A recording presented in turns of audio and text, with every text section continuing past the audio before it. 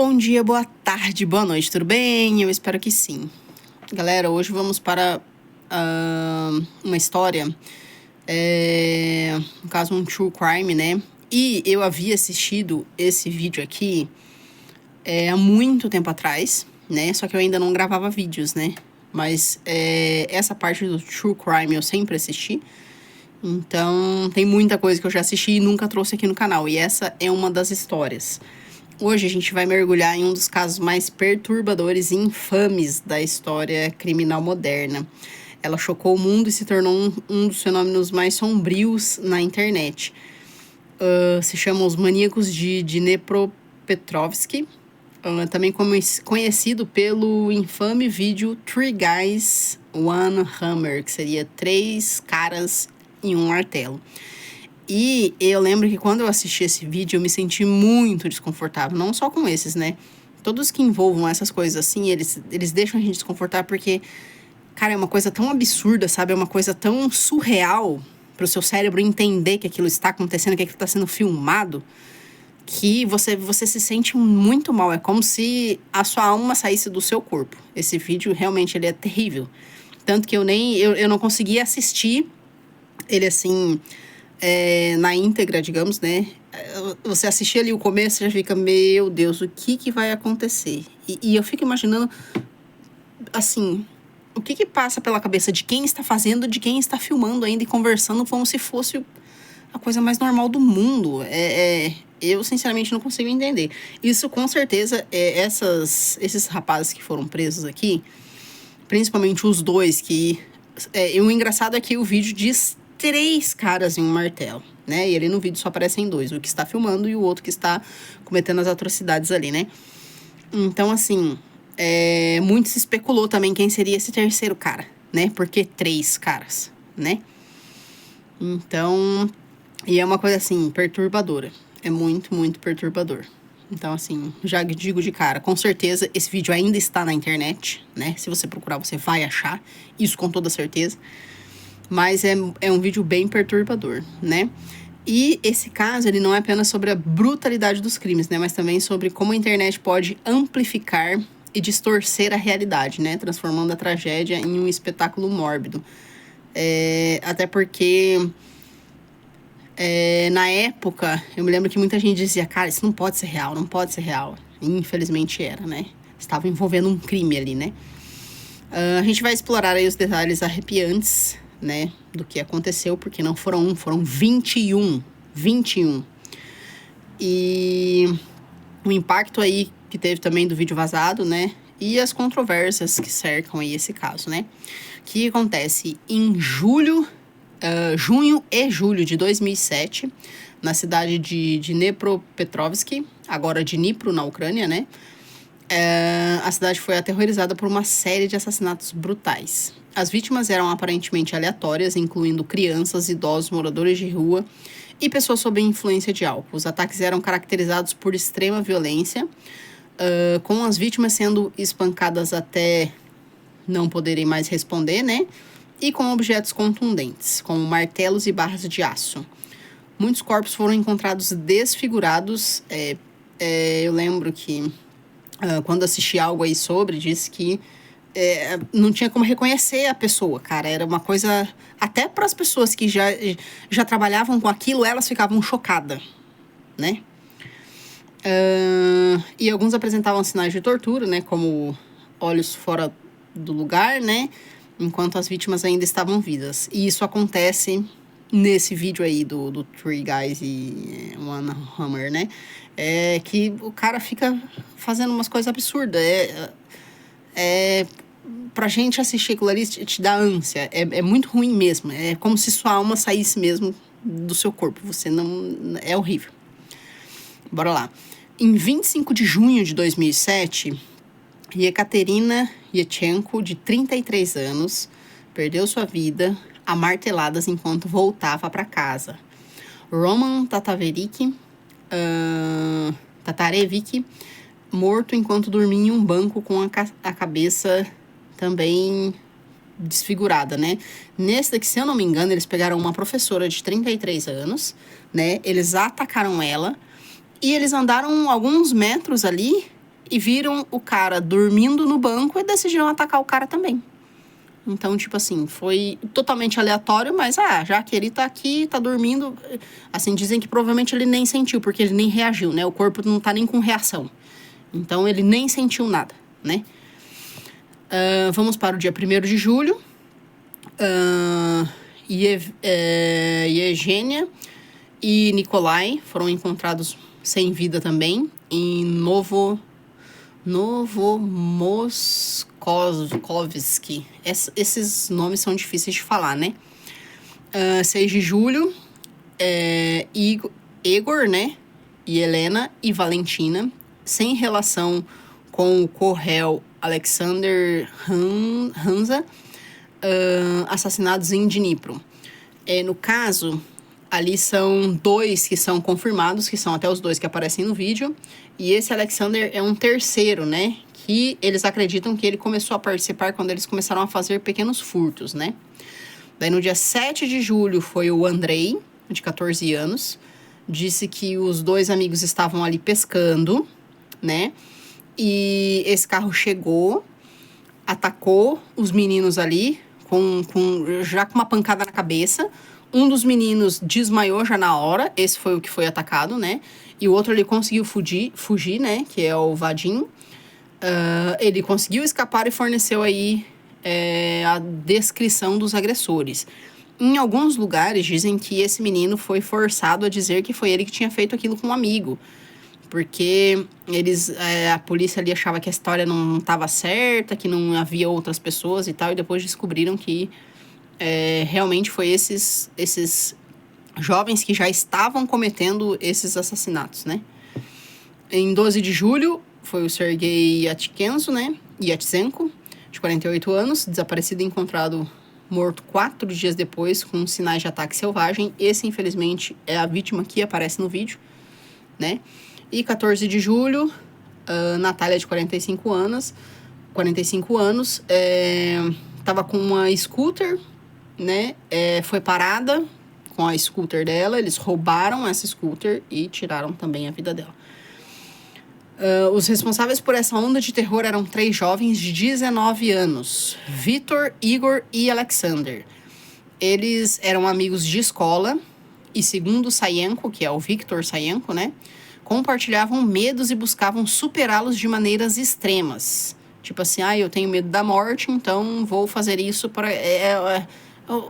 Eles tinham algum problema psicológico, isso com certeza. Uma pessoa em sã consciência não faz isso. Não tem como, né?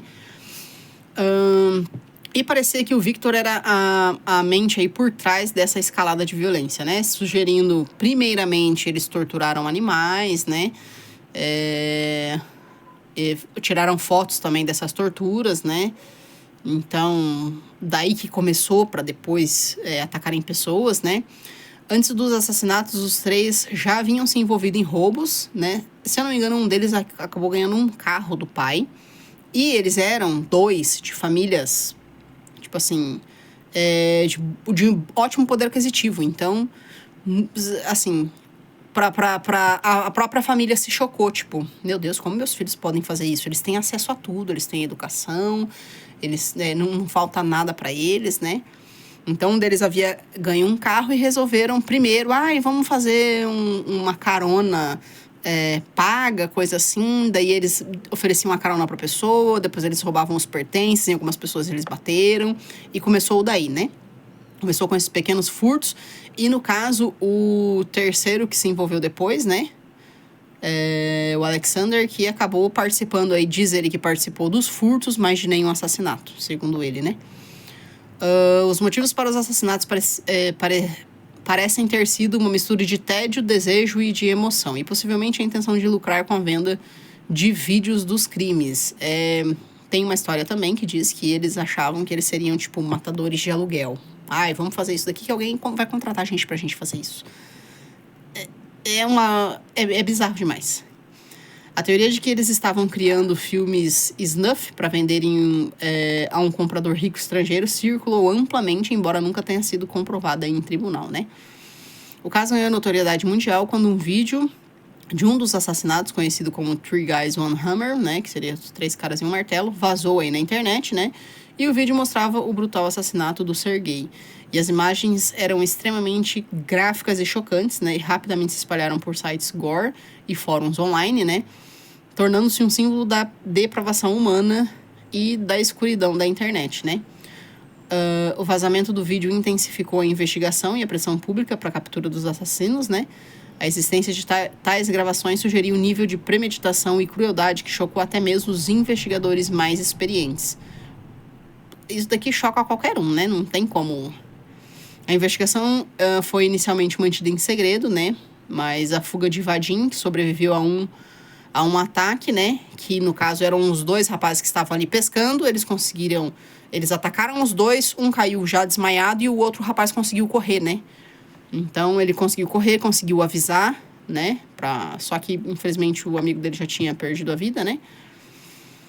E as descrições que ele forneceu juntamente com a de outras testemunhas foram cruciais. Uma força-tarefa foi enviada e mais de 2.000 investigadores trabalharam no caso. Os suspeitos foram presos em 23 de julho de 2007. Supruyung, que foi preso, né? Foi pego tentando vender um celular roubado de uma vítima em uma loja de penhores. O Hansa foi preso em casa, tentando se livrar das evidências, né? E os 3 foram acusados do envolvimento em 29 incidentes, incluindo 21 assassinatos. Gente, foi um período... É como se eles tivessem pego uma pessoa por dia, só que em alguns casos eles pegaram 2 pessoas, né? Eles foram acusados de múltiplos assassinatos, roubos e crueldade animal, porque eles tinham tudo isso gravado, né? O Hansa foi acusado de 2 roubos, né? Todos confessaram inicialmente, embora o Supruyuk tenha retirado sua confissão mais tarde, né? O julgamento começou em junho de 2008 e a promotoria apresentou evidências com manchas de sangue nas roupas dos suspeitos e as gravações que eles tinham, né? Eles se incriminaram, né? Então, em 11 de fevereiro de 2009, o Vitor Sayenko e o Igor Supruyuk foram condenados à prisão perpétua. E o Alexander Hansa, que é o que estava envolvido mais ali no começo, quando eles só roubavam, né? Recebeu 9 anos de prisão por roubo, porque eles não conseguiram comprovar que ele estava realmente na cena dos assassinatos, né? Os advogados do Sayenko e do Supruyuk apelaram, né? Esses são os 2 que, se eu não me engano, um deles era piloto de avião, o outro, o pai deles, né? O pai de um deles era piloto de avião e o pai do outro era alguma coisa, não sei se era advogado, trabalhava como promotor de justiça, alguma coisa assim. Mas o recurso foi negado pela Suprema Corte da Ucrânia em novembro de 2009, né? O caso dos maníacos tem sido alvo de diversas controvérsias e desinformação, né? Ao longo dos anos. Recentemente, em setembro de 2024, surgiram notícias falsas disseminadas por sites de propaganda russos, alegando que os maníacos haviam escapado da prisão com armas após serem mobilizados para as Forças Armadas da Ucrânia. No entanto, essa informação foi desmentida e considerada falsa, né? Então, eles continuam presos, pegaram prisão perpétua, né? E essa desinformação destaca como casos de grande repercussão podem ser explorados para fins políticos ou sensacionalistas, né? Distorcendo a verdade, gerando pânico aí nas pessoas, né? O caso dos maníacos é um lembrete sombrio da capacidade humana para a crueldade e do poder da internet de disseminar conteúdo perturbador. É uma história que nos força a confrontar a escuridão e a questionar a natureza do mal. O que acontece? A gente... não, como eu falei pra vocês, assistir esse tipo de coisa é como se... É muito ruim, na verdade, né? Porque, assim, eu que gosto de true crime, eu gosto de entender como funciona a cabeça do ser humano. E esse caso, eu realmente não consegui entender o que esses meninos tinham, assim... psicologicamente, não tem como entender a cabeça desses 2. Não tem como entender.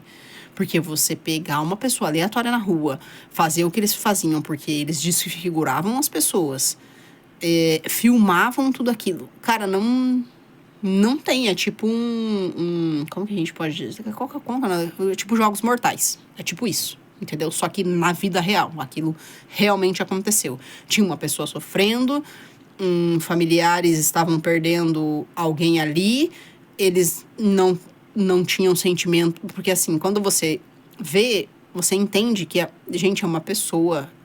Aquilo, assim, eles estão fazendo, tirando a vida de uma pessoa que tem uma família esperando por ela. Aquela pessoa está ali sofrendo, ela tem sentimentos, né? Então, você não consegue entender psicologicamente como que funciona a cabeça desses dois. Essas cabeças têm que ser estudadas, porque, assim, se eles não fossem pegos, e eles dizem muito lá também que eles abafaram um caso porque os dois vinham de boas famílias, né? Quando os pais foram confrontados, tipo, não, meu filho nunca faria isso. Até assistirem o que os filhos estavam fazendo, entendeu? Então, assim, diz que foi muito abafado, né? Então, esse abafamento de primeiro momento também ajudou a gerar mais vítimas, porque as pessoas que já estavam sabendo, como foi o caso ali da professora, as vizinhas ficaram sabendo, porque as vizinhas viram o corpo dela. Então, elas já pensaram, opa, tem alguma coisa muito errada acontecendo aqui. Então, elas já ficaram numa segunda, digamos assim, né? Tipo, elas já ficaram pensando, eu já não vou mais sair à noite na rua, já não saio mais sozinha, entendeu? E elas foram espalhando para outros vizinhos para que todos ficassem preocupados. Então, quem estava na rua e estava sendo pego era aqueles que não estavam nem sabendo que aquilo estava acontecendo. Justamente porque eles estavam abafando aquilo, né? Então, assim, sinceramente, esse, para mim, é um dos casos mais perturbadores. Porque foram muitas vítimas, esses meninos gravando esse tipo de coisa e ainda caindo na internet, né? Acho que de lá para cá muitos sites tiraram, mas continua voltando. Alguém deve salvar e colocar lá de volta e tal. Na época também que eu assistia, eu nunca imaginei que aquilo envolvesse realmente, né? Eu fui saber da história depois e hoje trago a história aqui para vocês, né? Bom, pessoal, esse foi o vídeo. Espero que tenham gostado e até o próximo vídeo.